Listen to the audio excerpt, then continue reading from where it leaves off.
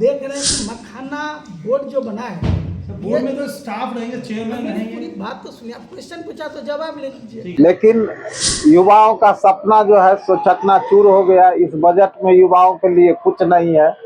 2025 budget तो नहीं है सर बिहार के लिए। बिहार के 2000 ये तो देश का बजट। मरने का जो कफन होता है उस पे जब टैक्स ले सकते हैं तो इनसे उम्मीद ही रखना हम लोगों को बहुत बड़ा जो है सो ये अपराध हो। आप देख रहे हैं कि मखाना बोर्ड जो बना है, बोर्ड में तो स्टाफ रहेंगे, चेयरमैन मेरी रहेंगे। पूरी बात तो सुनिए। आप क्वेश्चन पूछा तो जवाब ले लीजिए। ठीक है सर।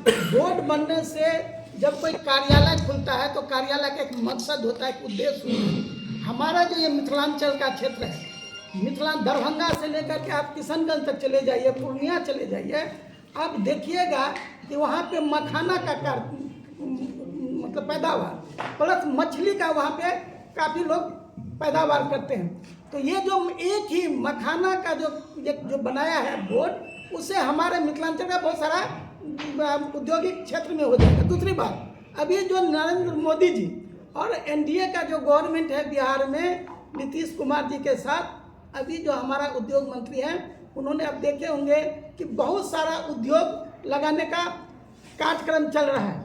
तो मैं जानता हूं कि ये जो ये जो 25 का चुनाव तक आएगा, तब तक बिहार में बहुत सारे उद्योग आपको खड़ा होने करके दिखाई देगा। 2025 बजट तो नहीं है सर बिहार के लिए। बिहार के 2000 ये तो देश का बजट है, लेकिन बिहार आप सुन लीजिए, नेहरू जी 600 दिन तक देश पे राज किया।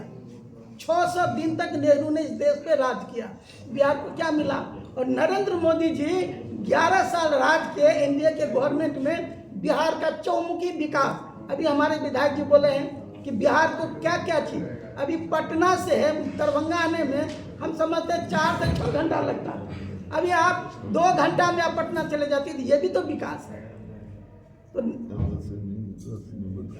हाँ सर, काफी लंबे समय से पेट्रोल और डीजल का दाम एक ही जगह अटका हुआ है, तकरीबन 1.5-2 साल से। क्या लग रहा है, कुछ राहत मिलेगी? देखिए, पेट्रोल और डीजल का वैश्विक स्तर पर इसका होता है। सर, इंटरनेशनल मार्केट में लगातार क्रूड ऑयल का रेट गिरता है, लेकिन यहाँ नहीं गिरता है सर। बहुत सारी व्यवस्था है, उस पर भी सरकार जैसे सोच रही है कि हर जगह मूल्य कम हो रहा है, तो उस पर भी होगा, उस पर आगे कुछ सोचें। ट्रांसपोर्ट का रेट कम होगा तो शायद इन्फ्लेशन में, महंगाई में दाल चावल आटा, क्योंकि आटा जिस तरीके से जा रहा है, लग रहा है टाटा का रेट क्या अब आदमी खाएगा 100 रुपये आने वाले समय में।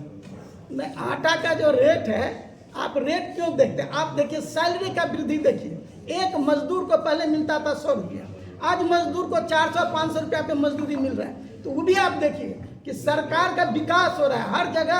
आप चौक चौराहा गांव में देखिएगा तो बिल्डिंग की बिल्डिंग बन रही है, तो ये भी एक विकास है। तो विकास जब होगा तो मान लीजिए महंगाई तो हम तो नहीं देखते हैं कि जिस हिसाब से विकास हो रहा है, आम जनता को झेलना पड़ेगा। नहीं, जनता का ही विकास हो रहा है। आप पहले अपने गांव में देखिएगा तो आप किसी को मकान देखे होइएगा बनते हुए। आज आपके ही गांव में हम समझते 70 से 80% मकान बने, तो विकास नहीं है क्या? पहले एक मोटरसाइकिल गांव में नहीं हुआ करता था, आज हर गांव में 2 4 5 4 चक्का की गाड़ी है। ये भी एक विकास है। सर, इस विकास में डिजिटल भ्रष्टाचार हो रहा है। मकान आप प्रधानमंत्री आवास योजना मिल रहा है, ठीक है, 2 लाख रुपये उसमें राशि मिलती है शहरी क्षेत्र में।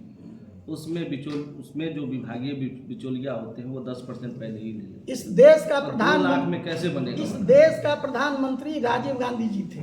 राजीव गांधी अपने भाषण में बोले थे कि मैं किसी को पैसा भेजता हूँ 1 रुपया तो 85 पैसा तक ही पहुँचता है।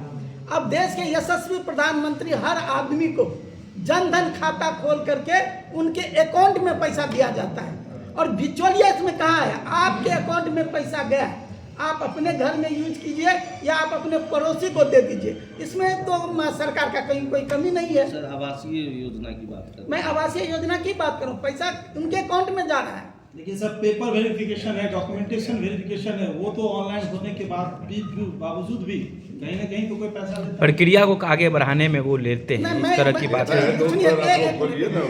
अगर मान लीजिए कोई लेता है तो सबूत यदि हमारे पास मिले तो उस पर कार्रवाई होती है। आप देखे होइएगा, अभी हमारे प्रदेश के यशस्वी अध्यक्ष दिलीप जायसवाल जी एक विभाग के मंत्री भी हैं। उन्होंने अपने डिपार्टमेंट में कई सीओ को सस्पेंड किया है। आप प्रूफ दीजिए, कार्रवाई होगी। कहने के लिए वो ले लिया, जब अकाउंट में आपको पैसा जाता है, पहले ये तो नहीं था कि पैसा हाथ से दिया जाता था, आपके अकाउंट में पैसा जाता है, उस पैसा को आप उठा के अपने पॉकेट में रख लें या मकान बना लें या किसी को आप दे दें, ये तो आपकी बात है। क्या कहिएगा, अभी जो बजट आया है उस पर आपकी क्या राय है, कैसे देखते हैं इस बजट को आप? देखिए, यह बजट जो है, इसमें जब आप देखेंगे तो आपको गरीब के लिए कुछ नहीं है। सबसे पहला है जो महंगाई पे नियंत्रण करने के लिए उन्होंने इस बजट में क्या दिया, आप देखेंगे तो लोग यह आस लगाए बैठे थे युवा, जो इस बजट में हम मोदी जी को अगर तिबारा लाए हैं तो मेरे लिए कुछ लेकर आएंगे, लेकिन युवाओं का सपना जो है सो चकनाचूर हो गया। इस बजट में युवाओं के लिए कुछ नहीं है। यह दिखाने के लिए, यह आप अगर देखेंगे तो 1,05,000 रुपया तक महीना कमाने वाले, जिसका आय 12,60,000 से ऊपर होगा, उसको ही टैक्स लगेगा। आप बताइए, हमारे बिहार या देश में 1 लाख से ऊपर कमाने वाले कितने लोग हैं? तो कुल मिला के इन्होंने बड़े लोगों को ही राहत दिया, जबकि मध्यम वर्ग और जो निचले लोग हैं, दबे कुचले हैं, वंचित हैं, उनके लिए इस बजट में कुछ नहीं है। जो वित्त मंत्री खाने पीने का चीज हो, दवाइयाँ हो या हमारे खाद्य पदार्थ हो, कपड़ा हो, इस पे टैक्स ले सकते हैं। यहाँ तक कि मरने का जो कफन होता है उस पे जब टैक्स ले सकते हैं, तो इनसे उम्मीद ही रखना हम लोगों को बहुत बड़ा जो है सो ये अपराध होगा। कैंसर के कुछ दवाइयों में, कुछ ट्रीटमेंट में उन्होंने टैक्स फ्री कर दिया है। ठीक है, ये अच्छी बात है। जो उन्होंने कुछ जो माने बहुत बड़े बीमारी है, जैसे कैंसर हो गया और क्या क्या का दिया है, तो उसकी मात्रा कितना होता है? मान के चलिए 100 में अगर एक आदमी के लिए, जैसे हाथी का दांत होता है ना, दिखाने के लिए कुछ और खाने के लिए दूसरा होता है, तो वही बात है। आप लाख में एक लोग को, यानी आपको लग रहा है कि इधर छूट देके इनडायरेक्टली बहुत कुछ लिया जा सकेगा बहुत की तरफ से? बहुत। अच्छा, एक बात बताइए, मखाना बोर्ड का गठन हुआ, खुशी तो होगी, मिथिलांचल में अपना मखाना बोर्ड का गठन है। मखाना क्या, मान के चलिए गेहूं बोर्ड का भी होना चाहिए, चावल के बोर्ड का भी होना चाहिए।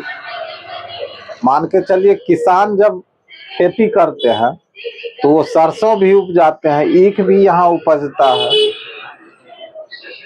तो सबका बोर्ड का गठन होना चाहिए।